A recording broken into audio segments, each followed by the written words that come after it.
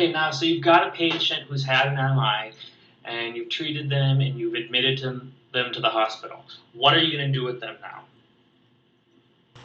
So after the emergency management is all done, all MI patients are going to be initially admitted to a coronary care unit.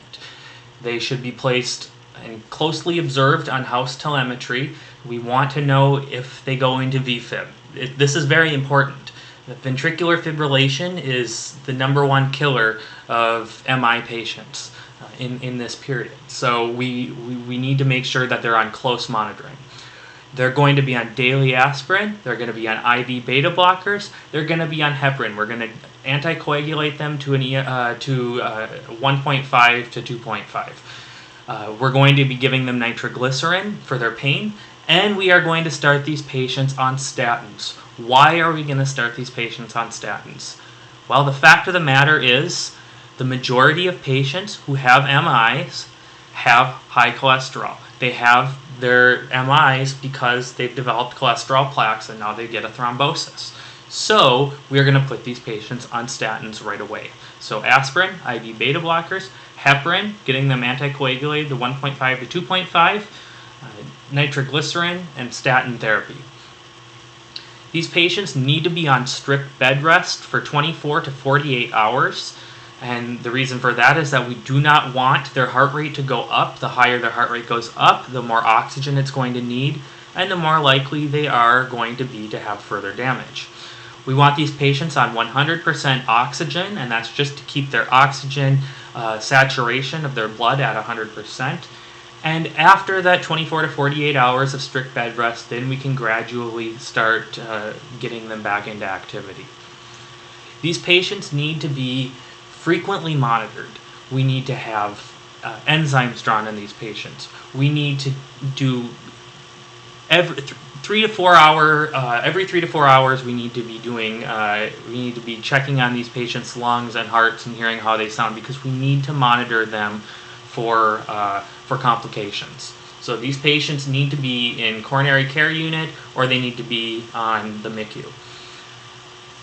All patients with an MI, either non-STEMI or STEMI, are going to get an echocardiogram, and that's done for 2 reasons. It's done to see if there are any geographical problems with the heart, and it's also done to check for left ventricular function.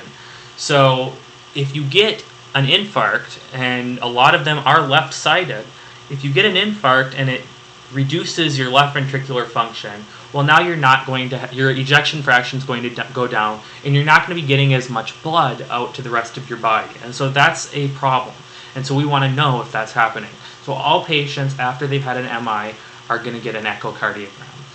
And any angina during the post-MI hospitalization period need to be sent off for cabbage. So if this patient's been admitted to you, they're in the hospital, and you've done all your workup on them, and now all of a sudden, and they're on nitrates, they're on aspirin, they're on IV beta blockers, they're on heparin, all that, and now they develop angina, you're sending them off to the surgeon for cabbage. So let's recap here. We are going to admit them to a CCU. We're going to observe them on house telemetry. We're going to give them aspirin, IV beta blockers, heparin. Those 3 things increase survival. We're going to give them nitroglycerin. We're going to give them statin therapy to get their cholesterol down, and we're also going to give them morphine too for their pain. Strict bed rest for 24 to 48 hours. We got to make sure that they're on 100% oxygen to keep that saturation up. And after the 24 to 48 hours, we can gradually rehabilitate them into activity. We want to frequently monitor these patients for complications, and we want to get an idea of their left ventricular function and any geographical damage that's been done to the heart with an echocardiogram, a post-MI echocardiogram. And any angina after the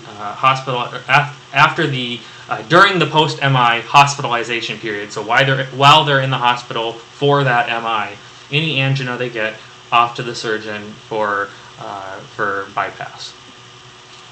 So the reason I stress that left ventricular ejection fraction with the echo so much is because left ventricular ejection fraction is highly correlated with 1-year cardiac mortality. So the better ejection fraction you have, the more likely you are to be alive 1 year after your heart attack. So this just shows that relation. So the complications, we've got a whole set of slides devoted to the complications, but just to go over, these are the things you're going to be looking for when you check on these patients every few hours. And that's going to be arrhythmia, which is the #1 complication, and ventricular fibrillation is the #1 cause of sudden death. Arrhythmias, 90% of patients will develop these. It can be any kind of arrhythmia under the sun, and usually they come in within the first couple days. The ones you need to look out for are bradycardia and AV block. Contractile dysfunctions you'll look for with echo, and these are not going to be things that we can really treat, but we want to know if they're there because we can treat the symptoms. Left ventricular dysfunction, right ventricular dysfunction, any of these will be slow to develop symptoms, but you'll start to get congestive heart failure symptoms in a patient that hasn't had congestive heart failure symptoms before. And you'll also hear a new murmur. Mechanical dysfunctions are also something we look for with echo. That's going to include papillary rupture, ventricular septal rupture, free wall rupture, and these are going to be more of a sudden decompensation and a new murmur. And then, of course, we always want to look out for reinfarction while the patient's in the hospital. And the way we do that is just by continuing to draw cardiac enzymes on these patients. If you have a rebound on your CKMB, then you need to think about a possible reinfarction.